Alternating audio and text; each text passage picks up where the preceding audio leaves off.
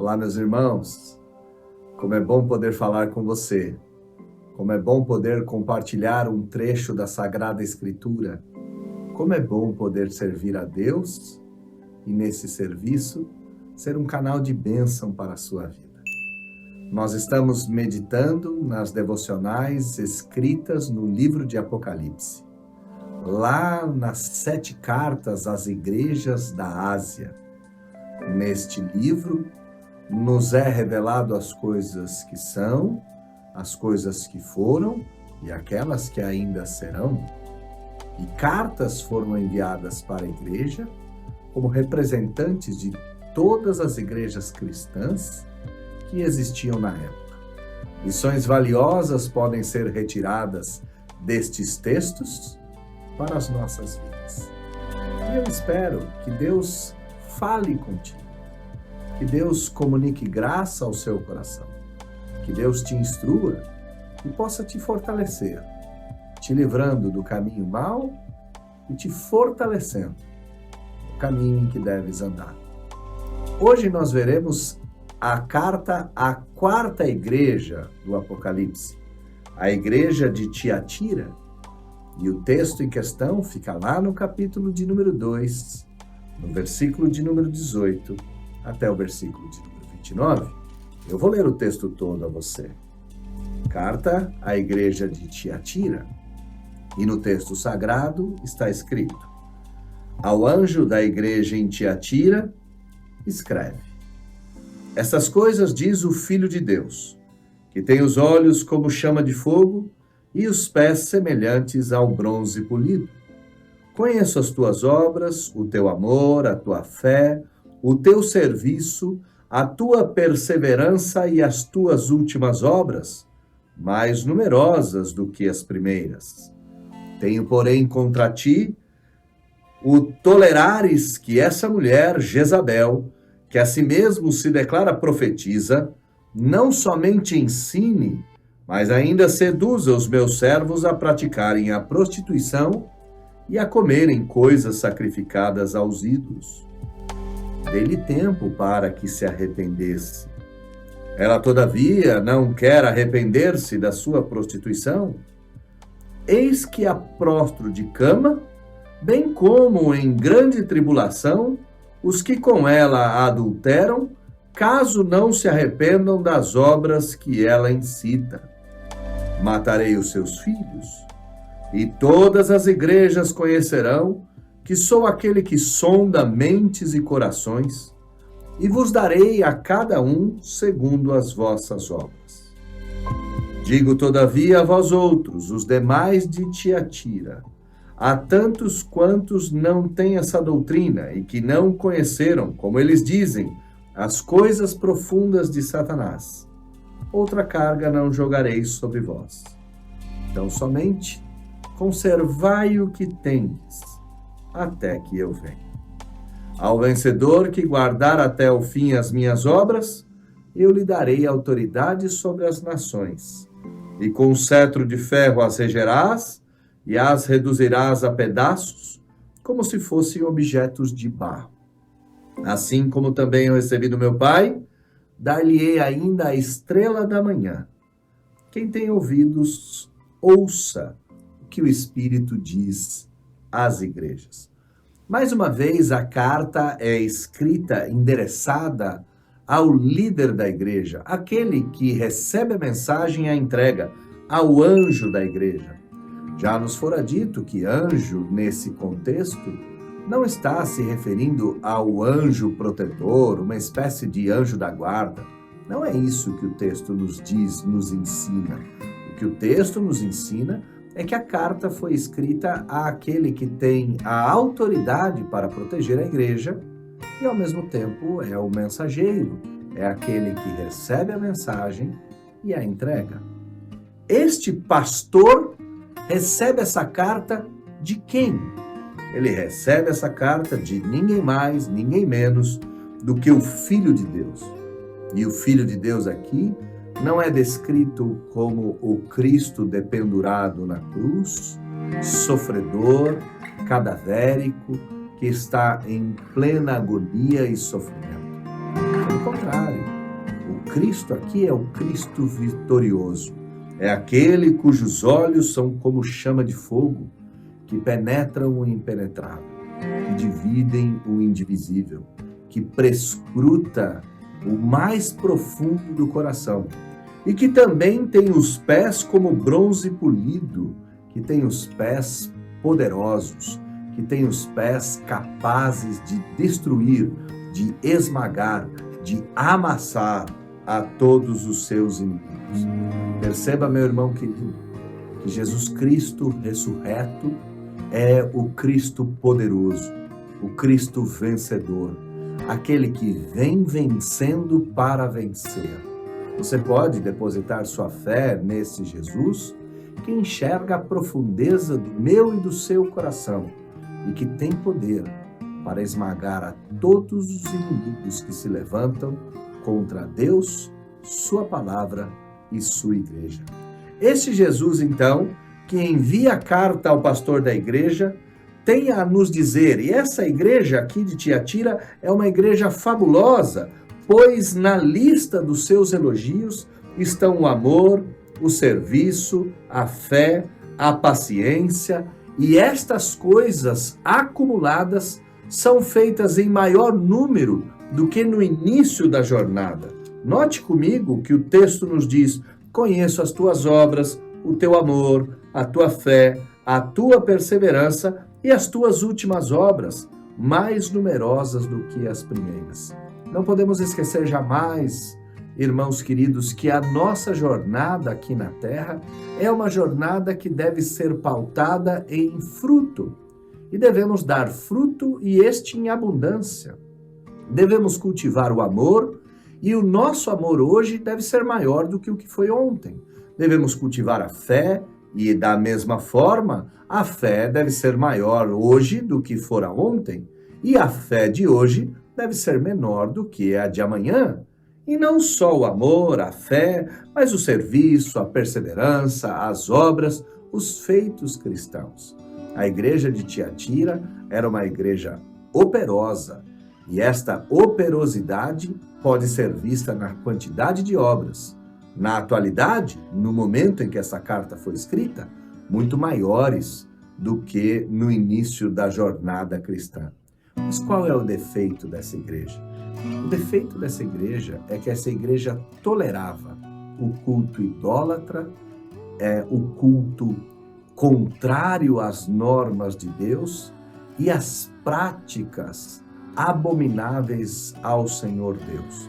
Não só o culto era um culto impraticável e imoral, mas as práticas envolviam coisas perversas, coisas abomináveis, coisas detestáveis.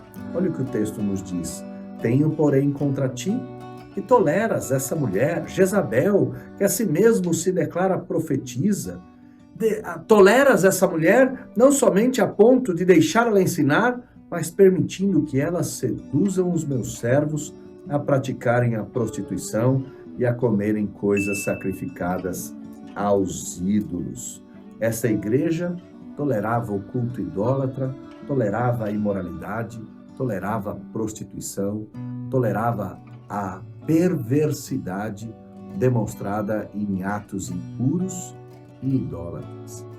Irmãos, nós não podemos nos esquecer jamais que o Senhor Deus é Deus zeloso.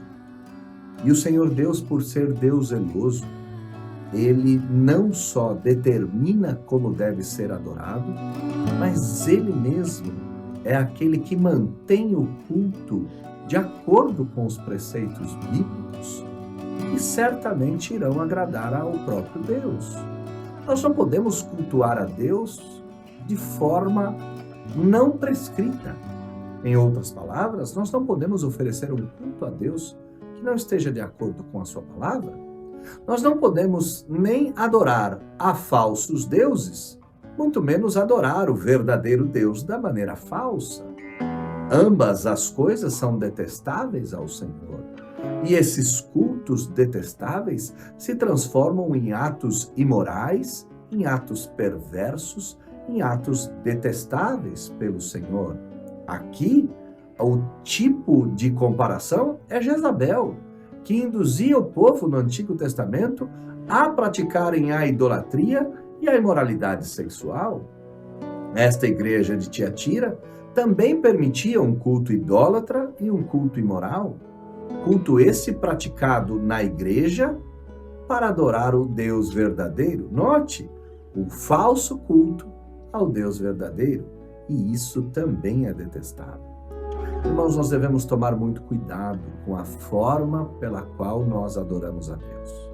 E ignorância não é um argumento válido. Eu não sabia como o Senhor gostaria de ser adorado. Nós não conseguiremos dizer isso diante do Senhor, diante da sua glória, diante da sua majestade, no dia do nosso juízo, no dia do trono branco. Nós não conseguiremos afirmar ignorância, pois Ele é aquele cujos olhos são como chama de fogo, que prescruta o nosso coração. E o Senhor Deus deixou a sua palavra, e não somente a sua palavra, deixou a sua igreja com suas tradições, conservando o verdadeiro culto no decorrer das eras, em todos os lugares, em todos os tempos, em todas as nações. O culto a Deus, que é aceitável ao Senhor Deus, deve ser o culto prescrito. Qual é a instrução que o Senhor Deus então dá a esta igreja? E também dá a instrução a mim e a você, que porventura possamos desviar do verdadeiro culto ou aceitar o falso culto como sendo aceitável a Deus. A instrução que o Senhor nos diz é que Ele está vindo para julgar. Ele diz que essa mulher recebeu tempo para se arrepender. Não se arrependeu. Eis então que o Senhor Deus vai punir essa mulher e vai punir a todos que a seguirem. O texto diz, no versículo de número 22, que Ele colocará em grande tribulação aqueles que adulteraram com ela. Seguir o falso culto, seguir a falsa adoração é adultério contra o Senhor Deus. É uma traição ao Senhor Deus. Deus diz: eu estou vindo contra vocês e quero que vocês se arrependam. Deus está dando tempo. E esse tempo urge, esse tempo corre ligeiro. Arrependa-te hoje das suas práticas que aborrecem o Senhor Deus. Pois senão, diz o Senhor, matarei os seus filhos, e todas as igrejas conhecerão que sou aquele que sonda mentes e corações, e vos darei cada um segundo as suas obras. O Senhor enxerga aquilo que está invisível aos homens. O Senhor ouve os gritos mais silenciosos da nossa alma. Ele conhece nossas intenções e nossas práticas. Nos dá tempo para nos arrependermos daquilo que não agrada ao Senhor e daquilo que ofende a sua santidade. Contudo, há tempo para o tempo se esgotar. Chegará o dia em que o Senhor dirá: chega. E nesse dia, todos conhecerão quem é o Senhor, que é Deus justo e vingador, que não permite que a iniquidade dure para sempre, que não permite que a imoralidade, que a idolatria e a perversidade dure para todo sempre. Além das instruções, nós temos a última parte da carta. A carta, então, tem o elogio, como as outras que já vimos. A carta tem a crítica, tem a instrução e tem a promessa. Qual é a promessa para os fiéis? O texto não diz: a vós outros, os demais de Tiatira, a todos quantos não têm essa doutrina e que não conheceram essa mulher, como dizem na época, como diziam, que não conhece as profundezas de Satanás. Outra coisa não jogarei sobre vós, é apenas que conservem o que têm até que eu venha, pois ao vencedor eu darei as nações ou autoridades sobre as nações, para que com cetro de ferro as possa reger e as reduzir a pedaços como se fossem objetos de barro. Assim como eu recebi do meu Pai a autoridade darei a autoridade e o poder sobre vocês, para reinarem e governarem sobre as nações. Quem tem ouvidos para ouvir, ouça. Qual é o prêmio da igreja que se mantém fiel a Deus, fiel ao culto, que se mantém fiel à doutrina? O Senhor dará a essa igreja o poder de governar as nações, de destruir os inimigos, no sentido de não mais conviver com eles, no sentido de não mais ter que tolerá-los. Pelo contrário, com poder, regerá as nações e expulsará definitivamente os inimigos de Deus e da igreja da face da terra. Então aqui nós temos recados preciosos para a nossa vida. Primeiro, Jesus vê o nosso coração.